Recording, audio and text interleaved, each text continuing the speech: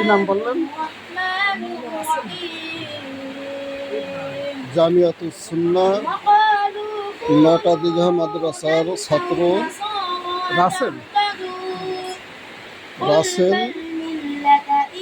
এই মাদ্রাসা থেকে আলিফ বার মাধ্যমে, আলিফ বা তার মাধ্যমে শুরু করে পবিত্র কোরআনুল কারিমের 30 পারা খতম করে আজ আমাদের সামনে শেষ সবক শোনাচ্ছেন।